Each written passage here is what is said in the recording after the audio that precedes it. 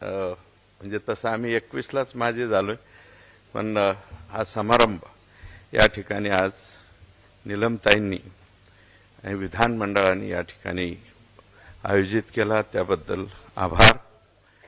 आणि हे सर्वोच्च सभागृह आहे, उच्च सभागृह आहे, ज्येष्ठांचं सभागृह आहे, बुद्धिवाद्यांचं सभागृह आहे। परंतु काय आहे की काही कालावधीच्या नंतर या सभागृहामध्ये पूर्वी फार ज्येष्ठ लोक राहायचे, परंतु आता ज्येष्ठ न राहता 50च्या आतील सुद्धा बऱ्यापैकी सदस्य यायला लागलेत, 30-35। आणि माझा येण्याचा योग या सभागृहामध्ये अतिशय योगायोगाने आहे। तसा मी या सभागृहाचा सदस्यच नव्हतो। मी आदरणीय उपमुख्यमंत्री महोदय देवेंद्रजी आणि आम्ही 1999च्या बॅचवाले आहोत। 99ला आम्ही पहिल्यांदा भारतीय जनता पार्टीकडनं निवडून आलो आणि दुसऱ्यांदा भारतीय जनता पार्टीकडनं आलो 2004ला। आणि 2009ला मात्र मला अजितदादांकडनं घड्याळाकडनं संधी मिळाली।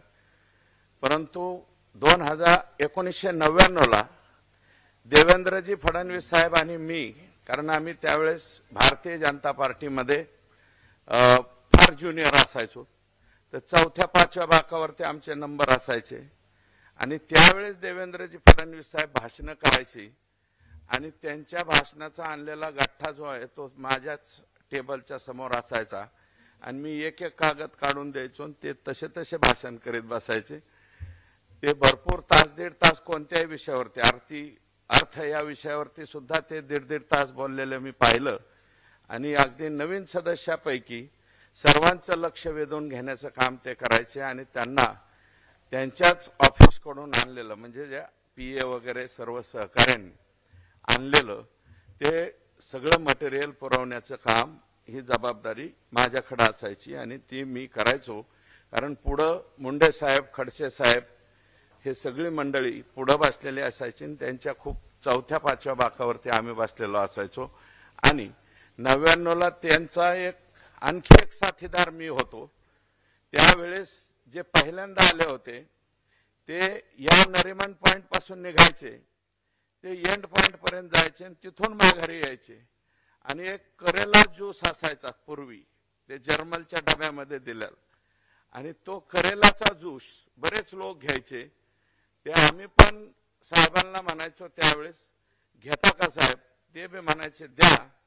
म्हणून करेल्याचा ज्यूस सकाळचे पार्टनर ते जेवढे चालायचे तेवढे मी काय कधी चाललो नाही, अजूनही चालत नाही, परंतु त्यांनी त्यावेळेस हिस्ट्री करून दाखवली होती आणि त्यांनी स्वतःचं वजन हे खूप मोठ्या प्रमाणावरती कमी केलं होतं।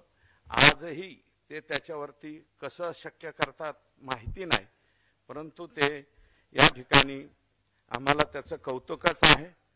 आणि पुढे 2014ला मी त्यावेळेसही घड्याळ चिन्हावरती होतो, परंतु मुंडे साहेबांची डेथ झाल्यामुळं दुर्दैवानं त्या इलेक्शनमध्ये संपत्तीची लाट खूप मोठ्या प्रमाणात आली आणि घड्याळाच्या समोर दिसणारं एक चिन्ह होतं कॅरम बोर्ड। त्या कॅरम बोर्डाला आमच्या मतदारसंघात 22,000 मतं पडली आणि मी 5,000 मतांनी इलेक्शन हरलो होतो। आणि त्याच्यामुळं आम्ही रिकामे राहिलो आणि पुढे परत माननीय मुख्यमंत्री त्यावेळेस देवेंद्रजी होते, त्यांनी बोलावून घेतलं आणि पुन्हा आम्ही भारतीय जनता पार्टी बरोबर त्या ठिकाणी आलो। आणि मी काही म्हणलंही नव्हतं, परंतु त्यांनी आणि तत्कालीन ग्रामविकास मंत्री पंकजाताई होत्या, दोघांनी म्हणले अमुक अमुक जागा तुला लढवायची। तर मला कोणती जागा लढवायला लावली? आदरणीय मुंडे साहेब असताना सुद्धा बीड, लातूर, उस्मानाबाद ही जागा आमच्या भाजपचं फक्त डिपॉझिट वाचवायचं किंवा घालवायचं यासाठीच आमची जागा लढवली जायची आणि ते कधीही आमचं डिपॉझिट सुद्धा वाचलं नाही। अशा जागेवरती मला उभं त्या ठिकाणी केलं। आदरणीय मुख्यमंत्री महोदय शिंदे साहेब त्यावेळेस मला वाटतं नगर विकास विभागाचे मंत्री होते, उद्धव साहेब मुख्यमंत्री नव्हते, परंतु शिवसेना नेते होते. त्यांनीही त्यावेळेस आदेशित, एकत्रित शिवसेना होती, आदेशित केलं.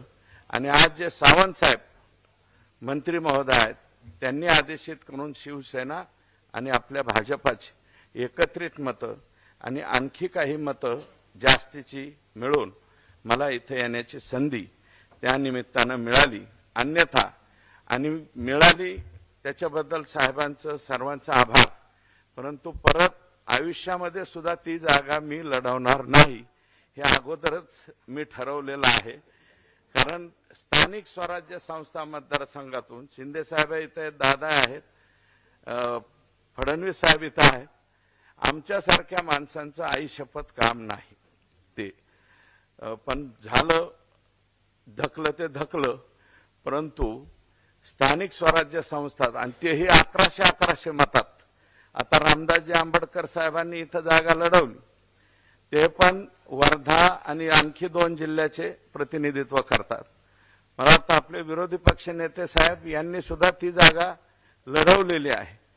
आणि ज्यांनी ज्यांनी कुणी लढवली, तर मला वाटतं सचिन भाऊ ते परत अजिबात इच्छा व्यक्त करत नाहीत पुन्हा त्या जागेवरती लढायची. तसं मी सुद्धा म्हणतो की आमच्यासारख्या गरीब माणसांची ती कामं नव्हे, अशी एकंदरीत परिस्थिती त्या ठिकाणी आहे. तेव्हा आलोत आम्ही.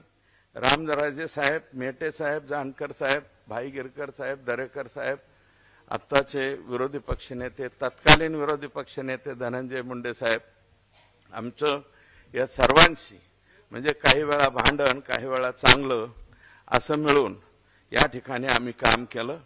निश्चितपणे जे आयुध आम्हाला वापरायची संधी मिळाली, त्यातनं आम्ही आदिवासी विभागातला कौशल्य विकास घोटाळा असेल, तो माझ्या प्रश्नावरती त्या ठिकाणी पुढे आला. आरोग्य विभागातला सुद्धा म्हणजे जो 297 कोटीच्या संदर्भातला विषय झाला तो मांडता आला. वैद्यकीय शिक्षणाच्या बाबतीत धाराशिव नगर पालिकेच्या बाबतीतला काही प्रश्न सोडवता आली.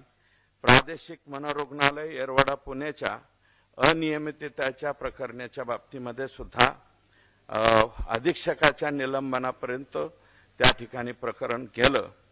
आणि आदिवासी असतील, दीन दलित दुबळे असतील, 12 बलुतेदारांचे प्रश्न, या ठिकाणी मराठा समाज, धनगर समाज यांचेही प्रश्न मांडण्याची संधी मला या ठिकाणी मिळाली. पोलीस पाटील, अंगणवाडी ताई, पोलिसांचे प्रश्न आणि कोरोना काळातील काम केलेल्या कर्मचाऱ्यांचे सुद्धा प्रश्न मांडण्याची संधी या निमित्तानं मिळाली.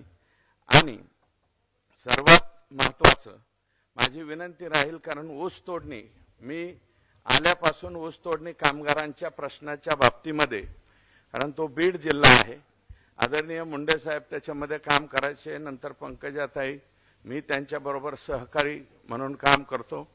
आणि पवार साहेब कारखानदारांचे प्रतिनिधी म्हणून लवादाला, दोघांच्या, मुंडे साहेबांच्या आणि पवार साहेबांच्या लवादाला मी अनेक वेळा त्या ठिकाणी गेलेलो आहे. तर आणि आता अजितदादा आणि दिलीप वळसे पाटील साहेब त्याच्यामध्ये काम करतात. आमच्या हर्षवर्धन पाटील साहेबांनी सुद्धा त्याच्यामध्ये मध्यस्थी करण्याचं काम केलं. आणि यावेळेस आदरणीय मुख्यमंत्री महोदयांनी सुद्धा त्याच्यात लक्ष घातलं.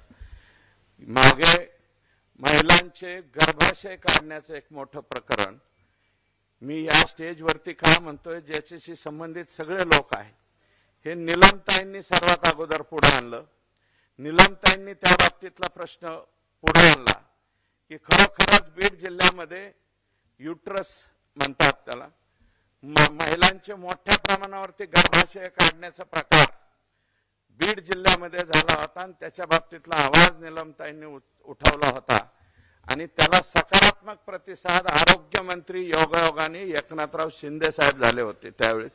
आणि त्यांनी पहिल्यांदा एकनाथराव शिंदे साहेबांनी आरोग्यमंत्री म्हणून या प्रश्नाकडे गांभीर्याने लक्ष दिलं होतं. तोही प्रश्न असेल आणि PCPNDTच्या ऍक्ट अंतर्गत तातडीने काही ठिकाणी गुन्हे दाखल करणे असेल, हे त्यांच्या कालावधीमध्ये त्यांनी मोठ्या प्रमाणावरती काम केलं होतं. म्हणून त्यांना ही विनंती आहे. आणि विधी व न्याय विभाग हा माननीय आमचे नेते फडणवीस साहेबांच्याकडे आहे। आणि हे मी एक कारण आल्यापासून आमच्या ऊसतोड कामगारांच्या कायद्याच्या बाबतीत मी बोलत होतो, तर कायदा अशासकीय विधेयक माझं स्वीकृत झालेलं आहे आणि विधी न्याय विभागाकडे गेलेलं आहे। तर निलमताई, मुख्यमंत्री महोदय आणि देवेंद्रजी, आपण जर लक्ष दिलं तर हा निश्चितपणे कायदा होईल। कारण याच्यामध्ये ऊसतोड कामगारांचे मोठ्या प्रमाणावरती शोषण होते आणि मुकादमांना सुद्धा अक्षरशः फाशी घेण्याची पाळी मोठ्या प्रमाणावरती यायला लागलेत। असंख्य चुकीच्या पद्धतीने गुन्हे एकमेकावरती दाखल होत आहेत। काही ठिकाणी अपहरणाचे गुन्हे दाखल होत आहेत, काही ठिकाणी अट्रॉसिटीचे गुन्हे दाखल होत आहेत। कारण याच्यामधला कामगार जो आहे तो आता शेड्यूल कास्ट आणि शेड्यूल ट्राइब या वर्गाचा सुद्धा मोठ्या प्रमाणावरती आहे आणि सगळ्याच समाजाचे गोरगरीब माणसं या क्षेत्रामध्ये काम करतात, म्हणून आपण लक्ष द्यावं। आणि कारखानदाराची बाजू हे प्रभावीपणे किंवा त्यांनाही समजून सांगण्याचं काम अजितदादा करतात, त्याच्यामुळे दादा इथं आहे। तर हा कायदा व्हावा। आम्ही जरी आता या सभागृहातून या ठिकाणी रिटायर होत असलो तरी सुद्धा पुढं ही सर्व मंडळी या ठिकाणी आहेत, त्यांनी या कायद्याच्या संदर्भात लवकरात लवकर काहीतरी निर्णय करावा अशा प्रकारची विनंती आहे। आणि सर्व माननीय मुख्यमंत्री, दोन्ही उपमुख्यमंत्री आणि विधानमंडळाचे दोन्ही प्रमुख मंडळी इथं आहेत, विरोधी पक्ष नेते इथं आहे। आमचं एकच शल्य थोडंसं जाणवलं, मी काही शिक्षकांचा वगैरे दुश्मन नाहीये साहेब, बरं का, परंतु आमच्या सभागृहामध्ये सगळ्या प्रश्नांपेक्षा शिक्षकांच्या प्रश्नावरती जास्त चर्चा होते। हा, कारण काय होतंय की शिक्षकांचेही बऱ्यापैकी आमदार आहेत प्रतिनिधी म्हणून आणि पदवीधरचेही आमदार आहेत आणि दोन्ही बाजूचे सगळ्या पक्षाचे 12-13 माणसं एकाच वेळेस उठतात आणि आमचे प्रश्न मांडायचे म्हणतात। म्हणून शिक्षकांच्या प्रश्नावरती चर्चा होते, होऊ द्या, माझं मत नाही, परंतु दीन दलित दुबळ्या आणि गरीब माणसाच्या इतर वर्गाची सुद्धा चर्चा वरिष्ठ सभागृहामध्ये व्हायला पाहिजे। जेवढी व्हायला पाहिजे तेवढी होत नाहीये।